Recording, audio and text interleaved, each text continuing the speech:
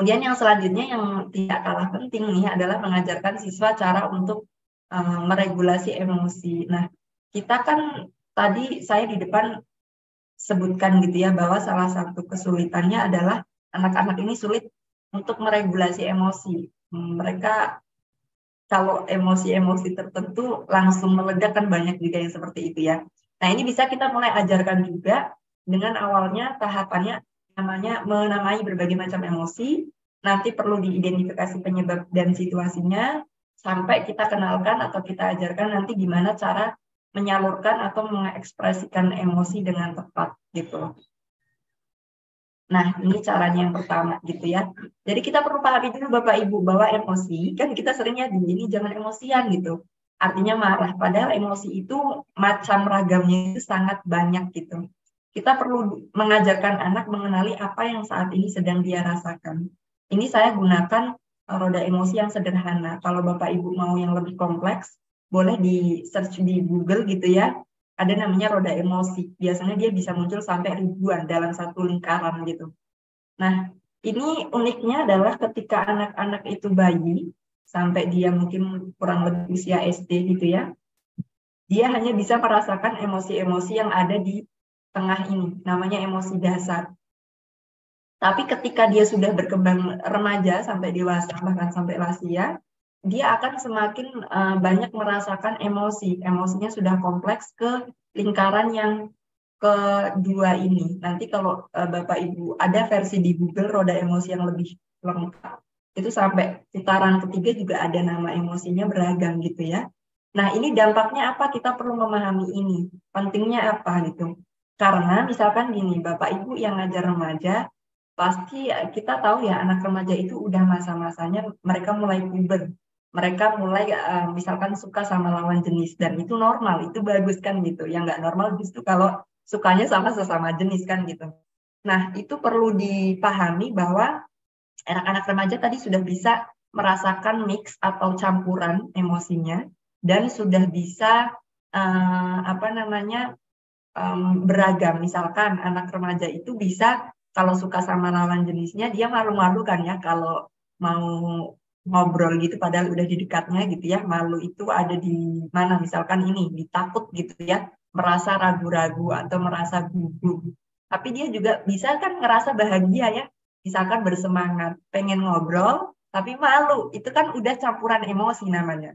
Makanya kalau Bapak Ibu punya anak gitu ya yang balita atau yang masih kecil, dia bisa kok gampang ya switch-nya, gantinya dari perpindahan seneng ke sedihnya. Karena dia hanya merasakan yang dasar ini, belum sampai yang beragam gitu. Kemudian anak-anak juga nggak bisa gitu ya, kalau misalkan orang tua memarahi, ya udah sedihnya saat itu, tapi besoknya lagi dia pasti akan tetap lari ke orang tuanya. Karena dia hanya marah atau sedih aja atau terkejut aja. Tapi kalau remaja sampai dewasa sudah bisa tuh konflik sama orang tua gitu ya.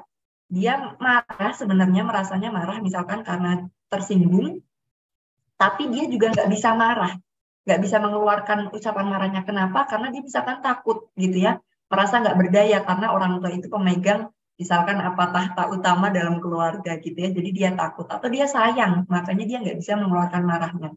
Ini penting dipahami. Nah, ini apa yang di ketiga ini 1 sampai 10 ini intensitas. Jadi emosi manusia itu sifatnya bukan hitam dan putih, tapi dia spektrum. Spektrum itu bisa jadi 1 sampai 10 misalkan atau 1 sampai 100 gitu. Marahnya orang saat ini mungkin Bapak Ibu nggak ada yang memicu marah gitu ya.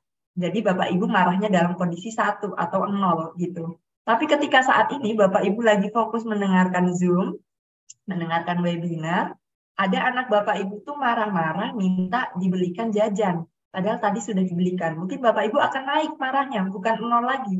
Tapi kalau 1 sampai 10 udah sampai di angka 6 misalkan.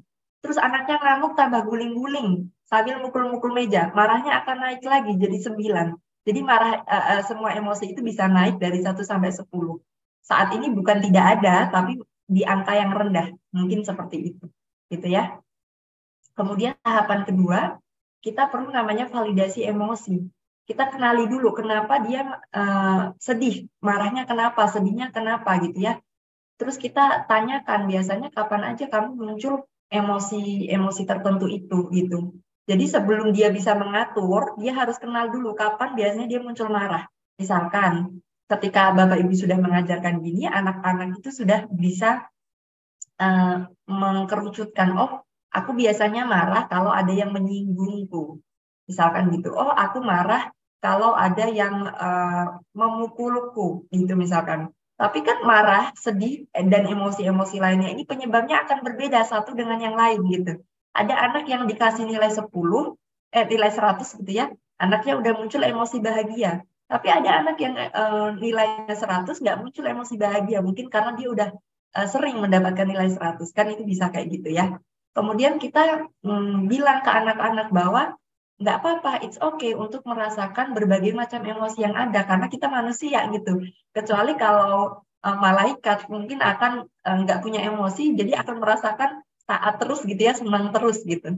Jadi it's okay gitu. Yang bermasalah adalah ketika muncul emosi tertentu, kamu tidak boleh melampiaskannya dengan cara yang merugikan. Itu yang kita tanamkan pada anak-anak gitu.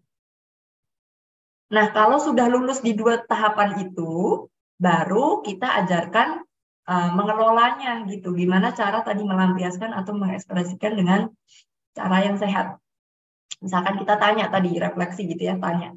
Selama ini apa yang kamu lakukan kalau kamu lagi sedih? Selama ini apa yang kamu lakukan kalau kamu lagi marah? Kemudian ketika anak sudah menuliskan, ibu bapak tanya lagi, apakah cara itu membantu dan nggak merugikan? Emangnya kalau udah marah terus ngomong-ngomong kasar, itu udah lega marahnya. Tapi itu merugikan nggak bagi orang lain? Misalkan gitu.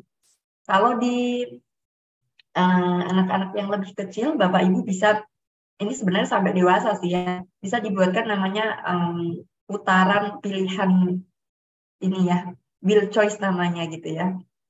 Cara mereka untuk menyalurkan emosi mereka itu dengan cara apa. Nah ini saya contohkan aja gitu, Bapak Ibu bisa buat dengan menyesuaikan kondisi masing-masing. Yang penting tadi caranya nggak merugikan dan membantu gitu ya. Ini cara-cara sehat gitu. Nah, kemudian kalau sudah bisa di tahap itu, Bapak Ibu juga bisa pantik dengan tanya gitu. Misalkan yang di sekolahnya sering banget anak-anaknya manggil pakai nama orang tua gitu ya. Bapak Ibu bisa tanyakan gitu. Emang kalau kamu dipanggil pakai nama orang tua rasanya gimana? Oke, kira-kira kalau temanmu dipanggil pakai nama orang tua, kira-kira emosinya gimana? Itu boleh ditanyakan gitu ya. Kemudian misalkan ditanya lagi, apa sih yang ibu kamu rasakan kira-kira kalau kamu susah bangun pagi? Gitu.